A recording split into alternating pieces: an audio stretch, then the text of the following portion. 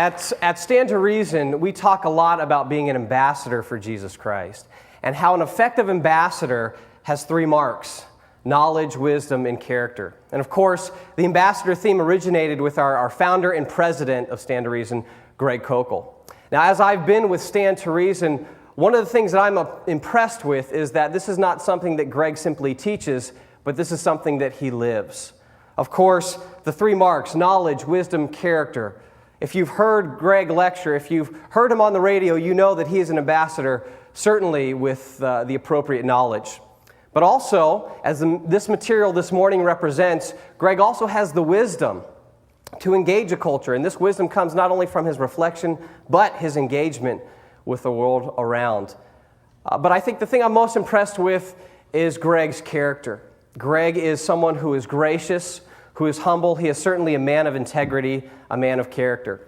And so I want to introduce to you our founder and president of Stand to Reason, Greg Kokel.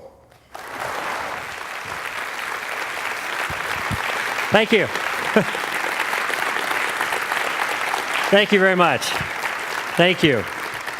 You know, apologetics has a questionable reputation for some people. By definition, apologists defend the faith. They defeat false ideas. They destroy speculations and lofty things raised up against the knowledge of God. And you know, these sound like fighting words to a lot of people, you know. Circle the wagons, hoist the drawbridge, fix your bayonets, load your weapons, ready, aim, fire, you know. It's not surprising, then, that believers and unbelievers alike kind of associate apologetics with conflict. In their view, defenders of the faith defend the faith. They fight. They don't dialogue. There's another problem here in the 21st century and living in a postmodern culture. A lot of people who you talk to about arguments, the 21st century folks, when you go to evangelize them and you offer your arguments, they're just going to shrug their shoulders and walk away because they don't care about those kinds of things. Sometimes they do care about it, and they're not going to walk away. They're going to stand and fight. They think they know a few things, and so they're going to have at you. And you may discover all of a sudden that you've been overmatched, that you've met a frontal assault on a superior force, and then you retreat with your tail between your legs, never to be seen again. Well, I'd like to suggest to you a more excellent way.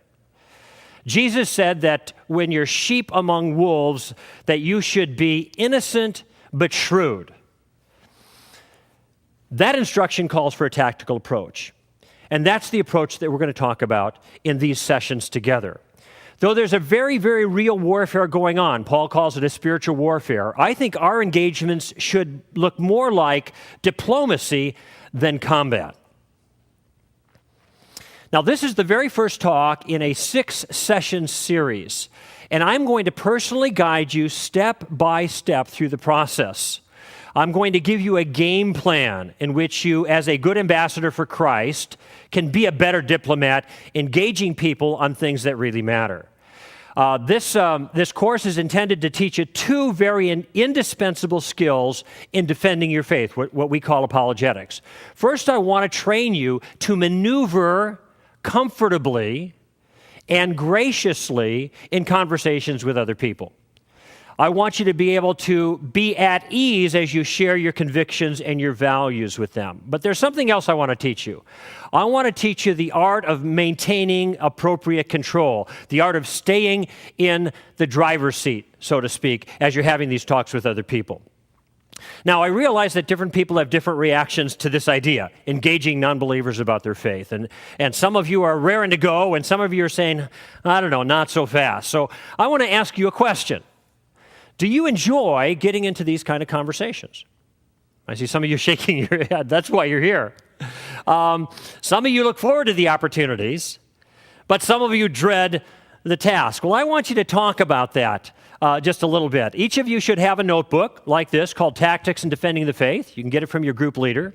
And it has all the exercises that we're going to be going through, plus all of the material that I'll be talking about as a comprehensive notebook. So I want you to turn to your interactive exercise on page 1, and I want you to find a neighbor, and I want you to go through this. And here's what I want you to do. I want you to check the box there that best describes your attitude about this whole enterprise. And here's the options. I relish the encounter. I'm willing, but I'm a bit nervous and uncertain. It really scares me, but okay, I'll try anyway. And finally, I usually try to avoid those conversations. Find the one that best describes your point of view, and then I want you to buddy up and explain your answer to the person next to you. Take about 2 or 3 minutes to do that. Okay, a few moments ago, I made a comment about staying in the driver's seat. Let me give you an idea of what I'm talking about. What I mean is maintaining a certain level of control, basically. Being in charge, but not being obnoxious. Let me give you an idea of what I'm talking about. A couple of years ago, I was visiting northern Wisconsin. We have a cabin up there, and since the early 60s, we've been going up there in the summers and going fishing and the like. And I still make my annual pilgrimages back there and do a little fishing and chop some wood and whatever. And on this particular vacation, I had caught the largest smallmouth bass that I'd ever caught in my life. And I was really proud of it. We got a picture of it, and I wanted to take the picture and show it on the screen for the church that I was teaching at the following weekend. And so my wife and I took the photos down to have them developed. Now, this is before the digital age for me. And so I had to drop the film off, and it was an overnight kind of deal, and we lined up and talked to the lady, dropped the film off there, and I noticed that hanging from her neck was a 5-pointed star. This is called a pentagram. It's an occultic symbol. And so I thought this might be a good opportunity to engage her, get into a conversation. So I said, does that star there have any religious significance? And she says, yes, it stands for earth, wind, fire, water, and spirit. And I said, well, I understood a little bit about that, but I wanted to know whether it had any religious significance for you, I said. You know, some people wear crosses, and it doesn't really mean that much to them. It's just jewelry. And she said, yes, I'm a pagan. To which my dear wife, standing next to me, burst into laughter. And you know, she apologized, and she said, gee, I'm sorry, I just never heard anybody actually admit it before. I mean, the only time my wife had ever heard that kind of comment is when her girlfriends called their kids in, you know, get in here, you bunch of pagans, you know, that kind of thing. Well, the gal went on to explain that this is an earth religion, kind of like the Native Americans. And then she said, we respect all life. And I knew, by the way, from her description, in fact, I asked her, I said, well, so then you're Wiccan then, you're a witch. And she said, yes. And you respect all life. Yeah, that's right. So, well, then you must be pro-life when it comes to the abortion issue. And she said, actually, I'm not. I'm pro-choice. And I said, well, that seems kind of odd, doesn't it? I mean, most witches, actually, are pro-life because they do respect all life. And then she said this, I know I could never do that, have an abortion, but the way she characterized it was, kill a baby. I know that I could never kill a baby. I wouldn't want something bad to come back on me, she said, kind of like karma. Now, when you think about it for a moment, that's kind of an odd reason not to kill babies, right? You won't have anything bad happen to you. But I didn't really take that up that time. I just made the comment, well, maybe you wouldn't do it, kill the babies, but maybe we should stop other people from killing babies. And she said, well, people should have a choice. Now think about this conversation, friends. She said people should have a choice to do what, in her words? Kill babies, right. So that's what I said. You mean people should have a choice to kill babies? I'm not putting words in her mouth. She said, well, I think all things should be taken into consideration. All right, tell me what kinds of things would be the considerations that would allow you to kill babies. And she immediately shot back to me, incest. I said, okay, let me see if I understand you correctly. If I had a 2-year-old standing next to me who had been conceived by incest, I should be, on your view, able to take the life of this little child. Am I understanding your view correctly? And she said, well, you know, I'd have mixed feelings about that. I said, I hope so.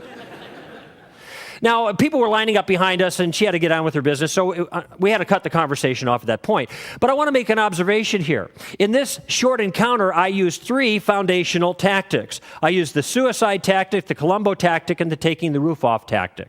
I began the conversation with questions. The questions were meant to gain information and to exploit weaknesses. Further, I used the suicide tactic to show that her point of view turns out to be inconsistent and self-contradictory. She respects all life, but then it turns out she doesn't respect the life of unborn children. She thinks that abortion is fine. I also took the roof off. In other words, I showed her the absurd consequences of her view. If it turns out that abortion can be justified, taking the life of another innocent human being can be justified by incest, then I should be able to take the life of this 2-year-old for the very same reason. And by the way, one more thing. She was doing all the work. Okay? I was having a good time. And that's the value of using the tactical approach. And ladies and gentlemen, this is an approach that every single one of you can learn. It is not hard, regardless of your present level of skill, regardless of where you happen to be in your Christian life. You can learn to maneuver almost effortlessly in conversations, just like I did, if you commit to learning the material. Okay? Now, I've taught this course to thousands of people, and we get letters and emails and phone calls. I run into people all over the country that said, "We learned your stuff. We're using it every day, and it's a tremendous advantage to us." I've taught people just like you. I've equipped them to share their faith. I've equipped them to deal with the kinds of challenges that you encounter on a day-to-day basis. Now, the workbook that I mentioned just a few moments ago contains all the information in it. It's very comprehensive, has all the exercises as well. You don't need to take any notes. What you do need to do is to be attentive and participate in the exercises. You need to follow the instructions, interact with each other when I ask you to do that. There is some homework at the end of each session, and I want you to take a moment and when you go home and go over that material. It's not burdensome. And I'll make you a guarantee if you do these weekly assignments. My guarantee is that you will learn this material, and you will be better at maneuvering in conversations than you ever thought you could do. And the reason is because this course is an interactive course. We have lots of different things to do. We have interactive exercises, we have discussions, we have role-playing, we have quizzes, we have recall exercises, we have memory tools, we have directed reflection, we have games, we have competition. Just pay attention. Be here. Participate, follow the instructions, and complete the weekly assignments, and you will see that your ability to interact will be far better than you ever imagined. Now, I have 4 goals for this, our very first session, okay? First, I want to show you the value of taking what I call the tactical approach to discussing Christianity. Second, what I'd like to do is I'd like to define tactics, and I'd like to distinguish tactics from strategy, because they're 2 different things, and we're going to focus on the first. Third, I want to explore some of the dangers in using tactics. And finally, I want to introduce you to the first, and I think the most powerful and effective tactic, the one I use most often, quite frankly, and we call it the Columbo tactic. Now, our need for using tactics, I think, relates to our role as ambassadors for Jesus Christ. And Stand to Reason is an organization that is built on the ambassador model. Ambassadors have 3 essential skills. First, they have to know a few things, all right? They have to have a content base. They have to have a knowledge base as they represent their sovereign to the people that the sovereign has sent them to talk to. Secondly, they have to be able to use the knowledge well. Okay, we call this wisdom. But they need more than the knowledge, and they need more than the wisdom. They also need a character that commends the message and doesn't undermine the message. Stand the Reason, the way we characterize this is knowledge is an accurately informed mind. Wisdom is an artful method. And character is an attractive manner. And these skills play a role in every single effective encounter with other people for the cause of Jesus Christ. Now, this second skill, this tactical wisdom, is going to be the focus of our course. Let's talk about the difference between tactics and strategy. Tactics are distinct from strategy in my understanding. If you think in the military metaphor, strategy is kind of the big picture. It involves the large-scale operation, so to speak, all right? And the way I use the concept of strategy with regards to Christianity is I think of the tremendous resources of knowledge that we have available to us as Christians to defend the Christian faith. We've got all of this stuff out there. We can be very competitive in the marketplace of ideas. In fact, when you consider the other options, I don't think there's any other point of view that comes close. We've got the goods. We've got the best ideas. We are well positioned on the battlefield, as it turns out, to make the case that Christianity is true and defensible. we can answer life's most important questions better than anybody else. Tactics, by contrast, where strategy is the big picture, tactics focuses on the smaller picture, the individual interaction, the arranging of your resources, as it were, that kind of hand-to-hand combat, the deploying of those assets, that kind of thing. They will help you in individual maneuvering through conversations. Tactics are helpful for a couple of reasons. For one, they allow you to use your knowledge in creative ways. They allow you to choreograph your interaction with other people. They help you in style in how you talk to different people. If you have good tactics, they can guide you very effectively in good conversations through sound reasoning and clear thinking, and hopefully to exploit somebody else's bad thinking and help them to see where they've gone wrong. And if you notice, by the way, when you think of military stuff, sometimes a clever commander can outmaneuver a superior force by using better tactics. Now, here's the warning. Tactics are not tricks. They are not ruses. They are not slick ways to tie the non-Christian into pretzels and to make them look bad so you get a notch in your spiritual belt. This isn't what I'm about. We're not trying to belittle other people. We are not trying to humiliate them, to make them look bad. Instead, tactics are there to enable you to present the truth clearly, to present it cleverly, to get a footing in a conversation, to allow you to maneuver, to show somebody else's bad thinking, to keep you in the driver's seat. And sometimes, if you use your tactics well, you can even stop a challenger in his tracks. You can turn the tables and put yourself in control, hopefully in a way that doesn't offend the other person. So the goal in tactics is to manage, not manipulate. It's to control, not to coerce. Now, I mention this for two reasons. Tactics are very powerful.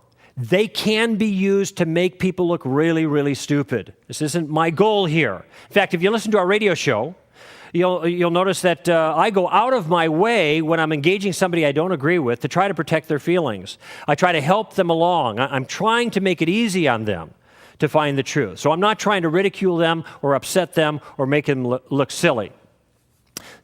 There's a second reason, however, and that second reason is that when I give my illustrations, as I just did about the witch in Wisconsin, I sometimes take a longer conversation and I compact it into a shorter one. And that gives the misleading impression that I'm maybe running roughshod over some of these people. That actually took maybe 10 or 15 minutes. I kind of related it back to you in about 3 or 4, the salient details of it for the sake of illustration. So I'm going a lot easier than maybe you might think when I give you the illustrations here. My goal here is not to be offensive. I do mean to be direct. I do mean to be focused. I do mean to be challenging. I do not mean to be abusive or alarming. My goal is just simply find clever ways to refute another person's bad thinking, help them to see where they've gone wrong for the purpose of guiding that person to the truth. Now, in order to employ tactics, you have to pay attention. You have to give some mental attention to your conversation. This approach really resembles more like one-on-one basketball than it does playing a game of chess. You're engaged with people. You're talking, and hopefully you're listening a lot as well. It requires just as much careful listening as it does shrewd response. Okay? Now, what I'd like to do here is I'd like you to break up into groups again, and I want you to do a little exercise. We call it the 10-second window. It's going to help you to get a feel for how these tactics begin to work. I want you to pair up, go to page 7 in your workbooks, and I want you to respond to one or more of the scenarios there, and take maybe 5 minutes or so to do that, okay? Well, as you probably discovered, it's not hard to get tongue-tied when you're kind of under pressure, is it? And I understand that because sometimes we don't know what to say, we don't have the resources, we don't have a game plan, and we're also kind of fearful of offending other people. Well, what you'll find out in our very first tactic here is that you're going to get a kind of a game plan, a step-by-step process that will help you to know how to start and how to begin moving through those conversations. It'll make it a lot easier for you even if you're the most timid kind of person, to engage people that you don't know on things that really matter. Now, this first tactic is one that I call the queen mother of all tactics. It's the tactic I use more than any other. It's a very, very effective tactic when combined with other tactics. It's the simplest tactic imaginable to stop a challenger in his tracks and to turn the tables and to get him thinking. It's an almost effortless way to put you in the driver's seat. And I call it the Columbo tactic. Now, you remember Lieutenant Columbo. You know, he's that detective on TV. He's got that certain way about himself. He's got this old trench coat he wears, looks like he slept in it. Maybe he did. He's got that stub of a cigar, right? And a little pad of paper, but he's never got a pencil. He's always got to be digging around for his pencil. He can't find it anywhere. And he walks around the crime scene scratching his head, looking kind of stupid. I mean, this guy looks stupid, but he's stupid like a fox. He looks like he can't think his way out of a wet paper bag, but he's got a plan. And at some point, you'll see him. You know how he does that. He'll be walking around totally befuddled, scratching his head, thinking.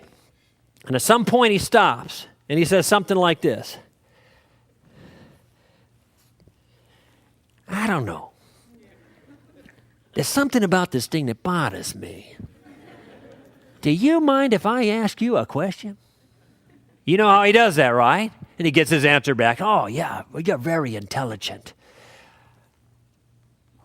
One more ting. And then he one more tings them to death, right? Question after question after question. And people get annoyed, and he says, I know I'm driving you crazy, but I can't help myself. It's a habit. And this is a habit that you ought to get into. The key to the Columbo tactic is using carefully selected questions to disarm the other person and to productively advance the conversation. Listen, if you don't know where to go in any particular circumstance, you find yourself stonewalled, just ask a question. Never make an assertion when a question will do. Don't start preaching at somebody right away. Try to find some way to advance your point by using questions instead. And with a little planning and a little practice, this can become second nature. Now, this approach offers tremendous advantages. Questions, for example, are interactive. They invite others to participate in what you have to say. Questions can make headway without even having you expose your point of view. I encourage people who are at work and they're not allowed to witness, tell people about Christ or talk about religious things, that instead of talking about it themselves, is just to ask the questions, because when you ask the questions, you're not stating your point of view. Questions also can serve to shift the burden of proof on the other person if they're making the claim. But most importantly, these questions, using the Columbo tactic, keeps you in the driver's seat. Now, some of you might know Hugh Hewitt. He's a national broadcaster, a conservative guy, great Christian guy, and a fine ambassador for Christ. And he's written a tremendous little book called In But Not Of. And it's got 60 or so chapters. They're all short vignettes that are meant to instruct you on how to be a more effective ambassador for Jesus Christ, essentially. And one of his chapters is entitled, Ask at least half a dozen questions in every conversation. Now, why does he say that? Because he knows that when you ask the questions, the other person actually thinks you're kind of interesting and a good conversationalist. You're drawing them out, but they think you're the interesting one. Interested is interesting. But secondly, when you ask the questions, you are the one that is in control. Now, what I'd like you to do is I'd like you to go back to your workbooks, and you'll find on page 10 an interactive there. And this is kind of a think, pair, share, where you think about it a little bit, then you pair up and you share with somebody what you've come to. I want you to talk to your neighbor, and I want you to take what I've just talked about. I just want you to recall it. Sum up the Columbo tactic in a sentence or two. Then take a few minutes and review with your partner exactly what some of the advantages of a tactic like this happen to be. Go ahead and take 4 minutes on that. All right, let's talk in more detail about the Columbo tactic. It actually has 3 different purposes. There are 3 ways that we use the Columbo tactic, and there are 3 different, in a sense, model questions that launch that particular purpose. The first purpose is to gain information. The second purpose is to reverse the burden of proof. And the third purpose is to indirectly exploit a weakness that you might find in somebody else's point of view. Okay, let's just take each one in turn. First, gaining information. This is actually the simplest way to use the tactic. You don't have to know anything at all. It's very, very easy to employ. It's effortless. There's no pressure on you whatsoever. Now, the fact is, sometimes you just need a little bit more information before you can continue in a conversation. You don't know what the other guy believes. In fact, I had a person once ask me what a good book on Buddhism was. And I said, why do you want to know? And I said, well, I have a friend who's a Buddhist, and I want to know how to talk with him about what he believes. And I said, don't read the book. Go talk to that person. Let that person tell you what they believe, and then you'll know about Buddhism and that person's belief. Get in a conversation. By the way, questions can also be a real easy conversation starter. Remember the witch in Wisconsin? I saw something she was wearing, and I asked her about that, and that's what got us into that conversation. Asking questions also, because you're putting the emphasis on the other person, gives you a moment to collect your thoughts. It buys you valuable time. It gives you information for future encounters. Now, I mentioned that each of the purposes of the Columbo tactic has a different question. Here's the first question for the first purpose. Remember I said the first purpose is to gain information? Here's your question. Now, what did you mean by that? What do you mean by that? Or some variation. Okay? This is delivered in a mild, inquisitive fashion. The goal is to draw that person out. It clarifies their views so you get a clear idea of exactly what they actually believe. Now, this is important for a couple of reasons. One is not only do you gain information, but you're forcing the other person to be very precise about their point of view. It turns out that a lot of people object to Christianity with slogans that they've heard other people say, and they toss them out, and they never really thought through the issue themselves. Okay, and so when you ask this question, now what do you mean by that? It forces them to think about exactly what they do mean, and a lot of times it might be the first time that they've ever done it. Let me give you a couple of examples about how this might work. I'm not going to go into a lot of detail in each one, so some of the things I say may be a little confusing, but there's detail in the workbook that will help you out, cash this out for you a little bit. What's most important is you understand that in these illustrations, I'm showing you how to buy a little time through asking these initial questions of the Columbo tactic, okay? Here's some examples. When someone says to you, there is no God. Now, you could launch into a conversation about all your proofs for God that you learned in your books and apologetics or read on our website or something like that. But there's a better way. Why don't you first ask this question? What do you mean by that? Or specifically for this circumstance, what do you mean by God? What kind of God don't you believe in? If it turns out this person rejects the idea that God is some gray-haired man with a long beard sitting in a throne somewhere out in outer space, well, I don't believe in that God either. So I want to get a clear fix on that. When someone says all religions are basically the same, I ask them, what do you mean by that? Or more specifically, in what way are all religions basically the same? Now the point here is not to determine if there are similarities between religions. There are. That's not the important point. The point is to find out what the differences are. You know, some people think since there's the golden rule in every religion that they're all basically the same. And I'm quick to point out to them that that's just like saying that aspirin and arsenic are basically the same because they both come in tablet form. It's the differences that matter. Someone says to you, you shouldn't force your views on me. My response, what do you mean by that? Or, in exactly what way am I forcing my views on you right now? Actually, Christians aren't forcing their views. They're just contending for their views. Ours is a persuasive enterprise. We're not imposing, we are proposing. When someone says the Bible's been changed through all its translations down through the years, I want some more clarification about that. Because people make statements like that, they don't know what they're talking about. They haven't studied this matter. They just are repeating what they've heard other people say. Fact is, the Bible hasn't been changed. I know that because I've looked at the matter. So when they say such a thing, I ask them about that. What do you mean by that? How exactly has it been changed? Have you actually studied the transmission of the ancient texts? The important thing here is that in each case, you have them spell out exactly what their concern is. Make them give you some detail on this. Now, I want you to notice something. This Columbo tactic accomplishes a handful of very, very important things. First, it immediately engages the non-believer in conversation, all right? That's super. It's flattering because you're asking them their point of view. It draws them into the process. It shows genuine interest in that person.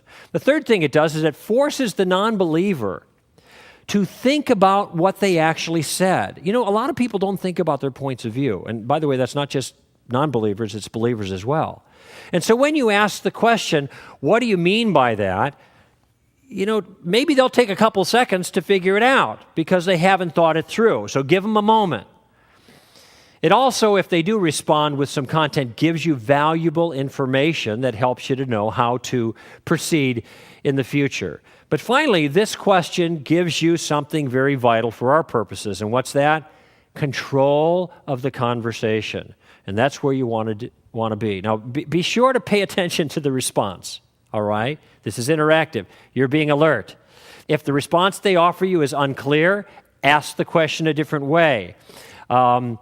Say something like, well, let me see if I understand your point here. And then repeat back what you thought you heard them say to see if they got it right.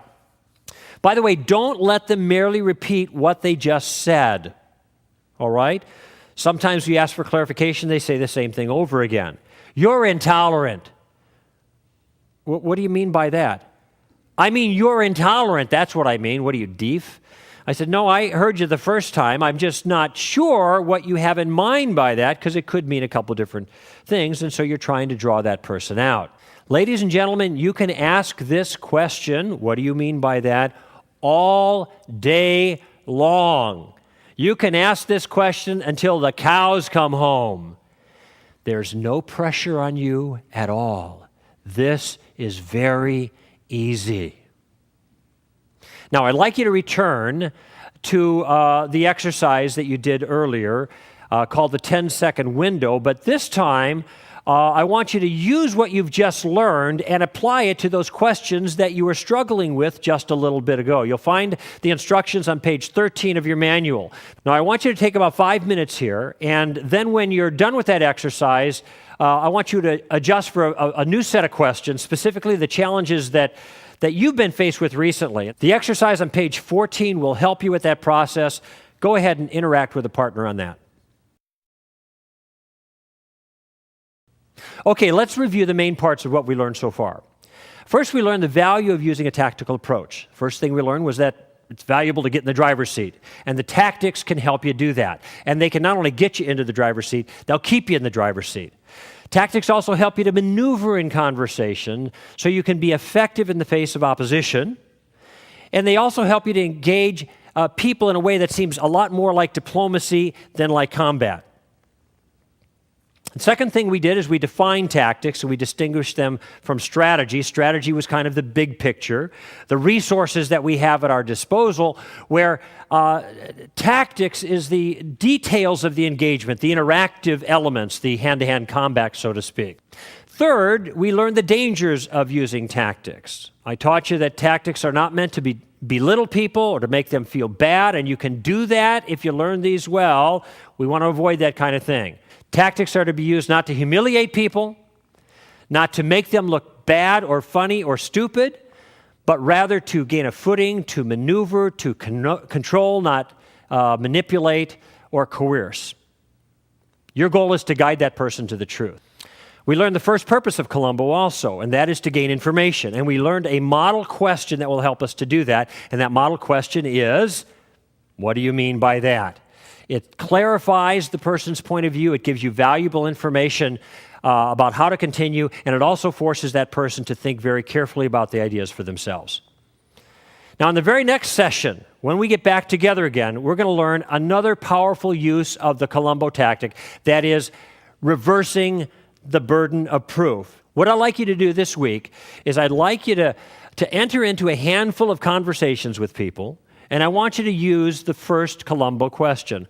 What do you mean by that? I want you to follow Hugh Hewitt's rule and ask at least half a dozen questions in every conversation. I want you to use it to draw people out. I want to use it to get information. You don't have to take it any further there. You're just practicing this first thing. There's no difficulty. There's no pressure.